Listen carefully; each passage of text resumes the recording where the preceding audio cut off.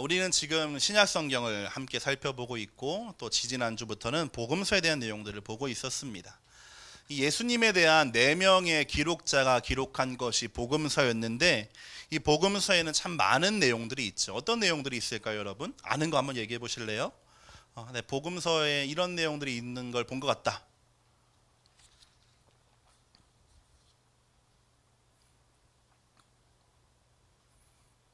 어떤 내용들이 있을까요, 복음서에는?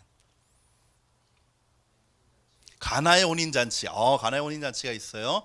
가나의 혼인잔치는 예수님이 처음으로 공적인 활동을 시작하신 사건이거든요. 요한복음에만 기록되어 있습니다. 또 어떤 사건이 있을까요? 여러분 알고 있는 내용들 대부분 사실 이 복음서에 많이 있을 거예요. 여러분 알고 있는 성경적인 내용들 한번 얘기해 보실까요? 복음서에 예수님과 관련된 이런 내용이 있었던 것 같다.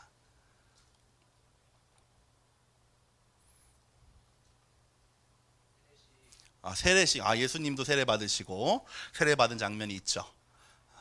병 고치셔. 복음서는 아주 예수님의 기적들이 많이 있는데 병을 고치신 이야기가 참 많이 기록되어 있어요. 특별히 제가 누가복음을 설명할 때 말씀드린 것처럼 누가는 자신이 의사였기 때문에 다른 복음서에 비해서 이 병을 고치는 이야기를 조금 더 자세하고 많이 기록한 특징을 가지고 있습니다. 또 어떤 이야기가 있을까요? 오병이어. 오병이어 굉장히 중요합니다. 오병이어는요, 떡 5개와 물고기 2마리를 어린아이 한 사람, 여러분 정도 나이대라고 보통 보더라고. 14살, 15살.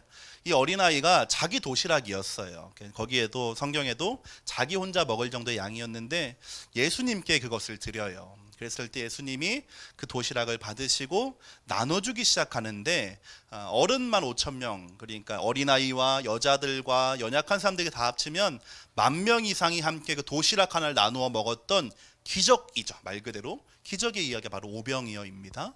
또 어떤 게 있을까요?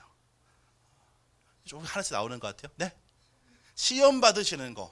예수님이 광야로 가셔서 마귀에게 시험을 당하시죠. 40일 금식하시고.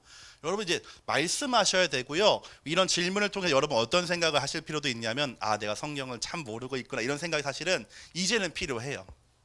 여러분 이제 중학생, 고등학생, 준성인이시기 때문에 여러분의 믿음을 잘 세워가기 위해선 여러분 스스로 알아가는 것이 참 중요합니다.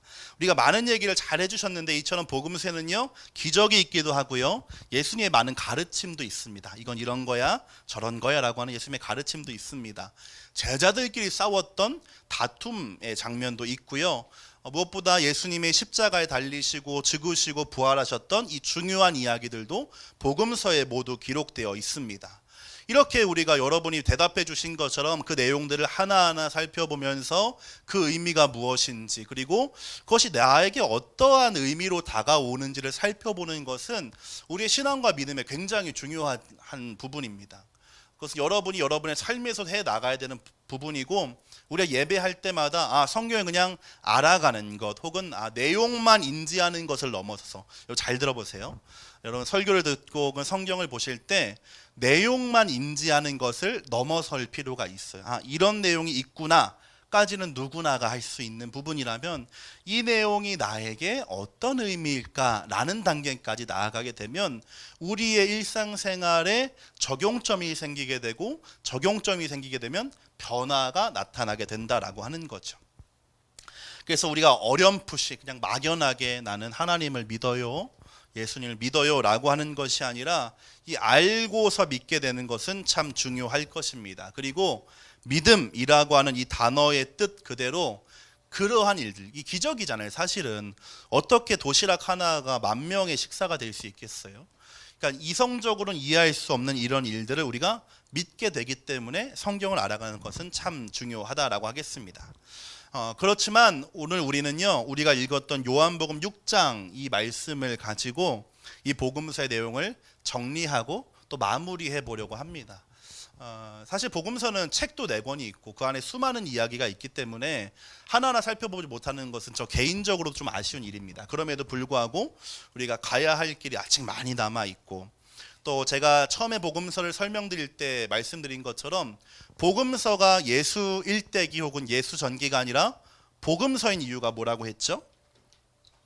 우리가 복음서가 예수님의 이야기인 것이 분명한데 왜 우리는 이것을 예수 전기 혹은 예수 일대기가 아니라 복음서라고 부르는가? 여러분 혹시 기억하시는 분 계신가요? 이 중요한 지점이에요. 우리가 성경을 읽을 때 이 중요한 지점이 바로 이 복음서가는 왜 이름이 복음서인가라고 하는 거죠. 그 이유는 이 복음서에 기록된 목적이 단순히 예수님을 소개하는 것에 있지 않기 때문이라고 했습니다. 예수님을 소개하는 것에 있는 것이 아니라 하나님의 아들, 성경 구절 그대로 하면요, 하나님의 아들 예수를 그리스도로 믿게 하기 위한 것이 이 복음서에 기록된 목적이기 때문입니다. 그래서 오늘은 이 요한복음 6장을 가지고 복음서를 정리해 보려고 하는 거예요. 그러니까 다른 의미로 오늘 이 말씀을 여러분 생각해 보시면요, 우리가 지금까지 복음서로 3번의 설교를, 오늘까지 3번의 설교를 듣게 되는데, 이 3번의 설교는 여러분에게 복음서를 이해하는 이 틀을 제공해 드리는 거예요. 복음서가 이러한 내용들이 있고 이렇게 이해할 수 있고 왜 4권이나 똑같은 예가 기록되었는지를 제가 틀을 한번 그려드리는 거죠. 그렇다면 이제 이 안을 채우는 것은 여러분의 사실 몫이란 뜻이기도 합니다. 우리가 같이 모든 예배 시간 말씀을 하나하나 다 살펴보는 것 중요하겠지만, 이렇게 어떻게 보면 훑고 지나가듯이 아웃라인만 잡고 가는 것은 사실 이 부분을 제가 여러분의 영역으로 남겨드리고 싶기 때문에 그래요. 여러분이 이미 잘하고 계시고요, 또 제가 들리는 이야기에 따르면 이미 성경을 읽어 나가기 시작한 분들도 많이 있다고 들었습니다. 여러분의 그러한 노력들로 이 함께 그린 틀 안을 채워나가시는 노력을 해주시면 참 고맙겠습니다. 그렇기 때문에 오늘은 이 요한복음 6장을 한번 살펴보겠습니다. 오늘 본문 말씀 다시 한번 읽겠습니다. 화면을 보시고 성경책 보시고 읽겠습니다. 시작. 내가 하늘에서 내려온 것은 내 뜻을 행하려 함이 아니요 나를 보내신 이의 뜻을 행하려 함이니라.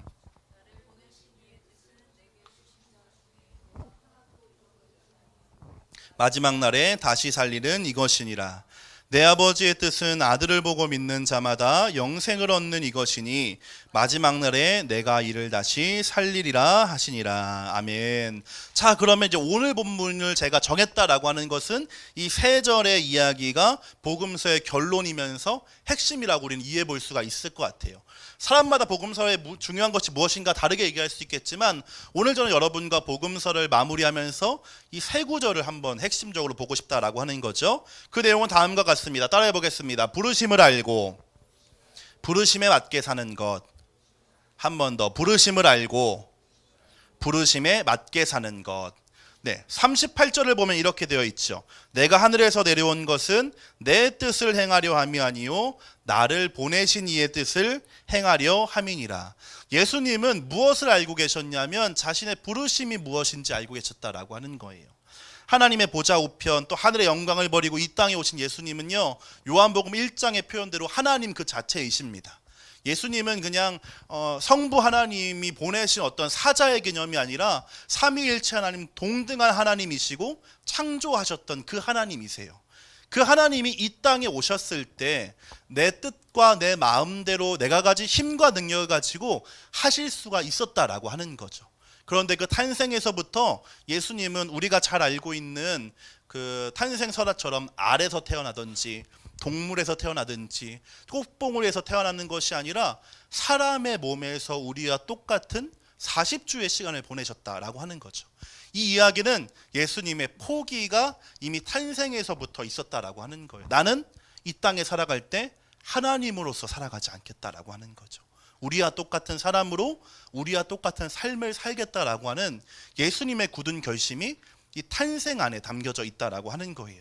그랬을 때에 예수님이 분명하게 아셨던 것은 무엇이냐면, 나는 하나님의 뜻을 행하려 왔다. 나를 보내신 아버지의 뜻을 행하기 위해 이 땅에 태어났음을 아셨기 때문에 하실 수 있었던 결정이라고 하는 겁니다. 목사님이 이제 초등학교 좀 다닐 때는 우리 생일 때 친구들이 이런 노래를 축복하며 불러줬습니다. 왜 태어났니? 왜 태어났니? 얼굴도 못생긴 게 왜 태어나? 뭐 이런 얘기를, 이런 노래 막 불러줬어요. 근데 시간이 지나면 지날수록 이 왜 태어났니에 대한 고민을, 뭐 여러분들 그런 고민 하나요? 철학적으로 하게 되는 순간이 오게 돼요. 그걸 보통 사춘기랑 이게 겹쳐서 오게 되는데, 나는 왜 태어났을까? 내가 살아가는 이유는 무엇일까? 혹은 아주 어른들의 표현을 빌리자면 나는 어디에서 와서 어디로 가고 있는가에 대한 고민을 사실은 정도의 차이가 있을 뿐 누구나 하게 돼요. 그런데 예수님은 이 지점에 대해서 정확하게 알고 계셨다라고 하는 거죠. 나의 부르심은 나를 보내신 그분의 뜻을 행하는 것이다 라고 하는 것이 예수님이 알고 계셨던 자신의 부르심이었습니다. 그 부르심의 내용은 다음과 같습니다. 39절 말씀이에요. 39절 읽겠습니다. 시작. 나를 보내신 이의 뜻은 내게 주신 자 중에 내가 하나도 잃어버리지 아니하고 마지막 날에 다시 살리는 이것이니라. 예수님이 이 땅에 오신 이유, 하나님이 예수님을 이 세상에 보내신 이유는 무엇이냐면 하나님이 내게 맡겨주신 사람들을 하나도 잃어버리지 않는 것이었어요. 그리고 그 사람들을 마지막 날에 다시 살리는 것이 예수님 자신의 부르심이었다라고 하는 거예요. 잃어버리지 않는다라고 하는 것은 잃어버릴 수 있다라고 하는 거예요. 다시 한번, 잃어버리지 않겠다라고 하는 예수님의 결심이 있다라고 하는 것은 잃어버릴 수 있다라고 하는 거죠. 잃어버린다라고 하는 것은 본래 하나님의 자녀로 이 세상에 창조된 우리가 세상을 살아가면서 하나님의 자녀로 살아가는 것이 아니라 세상의 자녀로, 마귀의 자녀로 내 마음과 뜻대로 살아가는 삶이 많기 때문에 그렇습니다.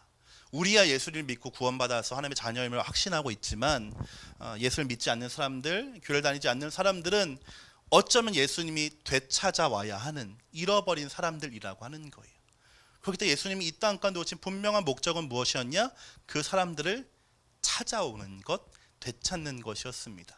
사실 우리는 부모님 혹은 가족들과 함께 신앙생활을 하기 때문에 이 돌아온다라고 하는 개념이 사실은 이렇게 분명하지 않아요. 나는 어렸을 때부터 교회를 다녔고 예수를 믿는 게 당연했고, 그런데요 이 하나님을 믿지 않는 가정에서, 환경에서 자라난 분들에게는 이 되돌아오는 과정, 하나님이 되찾는 과정들이 반드시 있고, 사실 우리도 그 과정을 경험했기 때문에 지금 오늘 지금 예배하고 있다라고 하는 거죠. 예수님의 부르심은 무엇이었냐면 이렇게 내게 맡겨주신 그 모든 영혼들을 되찾아오는 것이 예수님 자신의 부르심이었습니다. 그래서 예수님 이의 부르심에 합당한 삶을 살아가셨어요. 30년 동안은 우리와 똑같은 일반적인 삶을 살아가면서 목수라고 하는 직업도 가지면서 준비의 시간을 거치셨고, 이 30살 이후부터의 돌아가시기까지 3년 동안은 그 누구보다 열심히 잠자는 시간을 줄여가면서 수고했다라고 하는 거죠. 왜 수고했는가? 이 부르심을 내가 완수해야 됐기 때문에, 하나님이 내게 맡겨진 이 부르심의 삶을 내가 살아가고자 했기 때문에 예수님의 삶은 참으로 치열했고 수고로웠다라고 하는 거예요. 그래서 십자가에 달리신 그 순간까지 예수님은 이렇게 기도하셨잖아요. 이 잔을 내게서 옮기실 수 있다면 옮겨주시되, 그러나 내 뜻이 아니고 아버지의 뜻대로 되기 원한다. 예수님조차 십자가에 돌아가시는 것은 큰 두려움이고 공포였다고 하는 거예요. 그럼에도 불구하고 예수님은 자신을 먼저 생각하는 것이 아니라 나를 부르신 하나님의 뜻을 생각하고 떠올리며 그 뜻을 이루기 위해 십자가를 향하여 나아가셨습니다. 그리고 40절의 말씀 그대로 예수님은 자신의 몸을 다 들여서 그 부르심을 완수하시게 됩니다. 40절입니다. 함께 읽겠습니다. 시작. 내 아버지의 뜻은 아들을 보고 믿는 자마다 영생을 얻는 이것이니 마지막 날에 내가 이를 다시 살리리라 하시니라. 한 번 더 시작. 내 아버지의 뜻은 아들을 보고 믿는 자마다 영생을 얻는 이것이니 마지막 날에 내가 이를 다시 살리리라 하시니라. 아멘. 아들을 보고 믿는 자마다 영생을 얻는 것, 하나님의 꿈이었고 예수님의 부르심이고 그분이 완수하신 사명이었습니다. 그것을 위해서 예수님은 많은 수고와 피와 생명까지 다 내어놓으셔야 했습니다. 오늘 제가 복음서를 마무리하면서 이 말씀들로 여러분과 함께 이 설교를 하고 있는 이유는 복음서 결국에 말하고 있는 우리의 믿음의 여정이 이 세 개의 구절에 담겨져 있기 때문입니다. 이 하나님의 아들인 예수 그리스도를 믿는 것이 복음서의 목적이었다라고 한다면, 기록 목적이었다고 한다면, 이 복음서를 읽는 사람들에게 하나님이 정말로 해주고 싶은 이야기는 무엇인가? 부르심의 삶을 살아가라라고 한다는 거죠. 그것을 우리는 어려운 말로 제자라고 합니다. 예수님이 살아가셨던 그 방법과 방식 그대로. 그것이 다른 사람이 볼 때, 때로는 내가 볼 때도 참 어리석어 보이고 효율적이지 않아 보인다 할지라도 예수님이 걸어가신 길이기 때문에 나도 따라가는 것, 그것이 바로 부르심에 맞는 삶이며 제자의 삶이기 때문입니다. 여러분, 이 시간 여러분 스스로에게 한번 질문해 보시면 좋을 것 같아요. 나의 부르심은 무엇일까? 나는 왜 태어났을까? 하나님이 이 세상에 나를 창조하신 이유와 목적은 무엇인가에 대해 우리가 스스로 고민해보고 생각해보는 시간이 되기를 원합니다. 그리고 그것을 고민하는 과정을 통해서 나의 부르심에 합당한 삶을 살아가고 부르심에 맞는 삶을 살아가게 되기를 원합니다. 제가 이제 처음으로 풀타임으로 이제 사역을 하게 되면서 간 곳이 경상도에 있는 김해라고 하는 지역이었어요. 처음 갔을 때 다른 여러 가지들이 새로웠고 참 낯설었지만 가장 큰 충격을 가져다 주었던 것은 무엇이냐면 김해는 음식물 쓰레기 봉투가 없다라고 하는 거였어요. 그래서 이사를 하고 하면서 마트를 가가지고 당연하게 이제 저는 그 점원에게 물어봤죠. 음식물 쓰레기 봉투 달라 이렇게 했더니 저를 이상하게 쳐다보면서 우리는 음식물 쓰레기 봉투 안 쓴다라고 하는 거예요. 왜 그러냐면 김해는요, 여기도 비슷한 구조가 요즘에 많이 생겼는데 음식물 전용 통을 사용해요. 거기에서 칩을 꽂아서 이렇게 내어가는 방식인데, 그 말을 듣고 제가 이제 다이소에 가가지고 음식물 쓰레기 봉투를 찾았죠. 봤더니 통이 너무 예쁘게 생긴 거예요. 써 있기는 음식물 쓰레기 배출용 이렇게 써 있는데 통이 너무 예쁘게 생겼어요. 그래서 이게 이 스티커만 없으면 음식물 쓰레기통인지 모르겠다라는 생각이 들었어요. 그런데 그 통은 무슨 통이에요? 음식물 쓰레기용 통이에요. 거기가 그 통이 아무리 예쁘고 잘 만들었어도 그것을 우리가 어디 갈 때 사용할 수 없고 다른 물건을 담을 수 없고 나의 일상생활 영역에 사용할 수 없어요. 그것은 음식물 쓰레기통으로 쉽게 말하면 만들어지고 부르심을 받은 거예요. 그 통의 사명은요, 음식물 쓰레기를 잘 담아서 배출하는 것까지가 자기의 사명이에요. 이 통이 자기의 사명을 잃고 다른 것을 담기 시작하면 그 통은 자신의 사명을 잃고 다른 용도로 변해가기 시작해요. 반대로 무언가가 만들어졌어요. 음식이 잘 만들어졌어요. 잘 만들어진 음식은 좋은 그릇에 내서 먹어야 돼요. 근데 이 좋은 음식을 통이 이쁘다고 음식물 쓰레기통에 넣으면은 그것은 음식으로서의 가치를 잃게 되죠. 왜냐하면 음식은 사람들에게 먹혀져야 하는 것인데 이미 음식물 쓰레기통 안에 들어갔기 때문에 부르심을 잃어버린다라고 하는 것은 사실 그렇기 때문에 굉장히 비참하고요, 절망적이 돼요. 살아갈 수는 있지만 나의 삶에 큰 문제가 없을 수 있지만 가면 갈수록 어긋나는 삶을 살아갈 수밖에 없는 것이 부르심을 아는 것과 모르는 것의 차이라고 하는 거죠. 우리 아까 선생님 말씀해 주신 것처럼 우리가 2주 뒤면은 수련회를 가게 됩니다. 이번 수련회 주제는 여러분 들어오실 때 이제 배너를 보셨겠지만 비정상 정상을 향하여입니다. 비정상 정상을 향하여. 비정상이 되자는 것이 아니라 정상이 되자는 것이고, 정상이 되는 과정 안에서 우리는 정상을 향하여 나아가 보자라고 하는 거예요. 근데 그 밑에 여러분 나가실 때 보시면 좋겠지만 제가 성경 구절을 이렇게 넣어놨어요. 다른 구절이 아니라 예수님의 산상순에 있는 말씀인 좁은 문과 좁은 길로 가라고 하는 말씀을 이번 주제의 말씀으로 삼았습니다. 우리의 부르심은 단순히 직업의 영역이 아니라 이 비정상, 정상을 향하여 나아가는 길이 우리의 부르심이에요. 그리고 그 길은 세상에 많은 사람들이 가는 넓은 문과 넓은 길이 아니라 예수님이 걸어가셨던 좁은 문과 좁은 길이라고 하는 것이 제가 이번 수련을 통해서, 그리고 더 넓게는 여러분과 함께하는 이 학생부의 시간을 통해서 기억하고 나누고 싶은 주제입니다. 우리 사랑하는 학생부 여러분, 우리는 하나님의 부르심을 받은 사람들이고 하나님의 형상대로 창조된 사람들입니다. 그러하기 때문에 우리가 살아가는 방식은 하나님이 우리에게 주신 그 부르심대로 살아가는 것이 가장 옳고 가장 이상적인 삶의 방법이 됩니다. 우리 이 시간을 통하여서 그것을 발견하고 찾게 되기를 소망하고, 특별히 이 인생의 가장 중요한 시간 우리가 지나가고 있는데 여러분의 직업도 분명해지기를 소망하고, 여러분의 삶의 목표와 방향도 분명해지기를 소망하고, 그래서 여러분이 어디에 있든지 무엇을 하든지 간에 하나님을 기쁘시게 하고 하나님의 영광이 되는 그러한 여러분 되기를 축복합니다.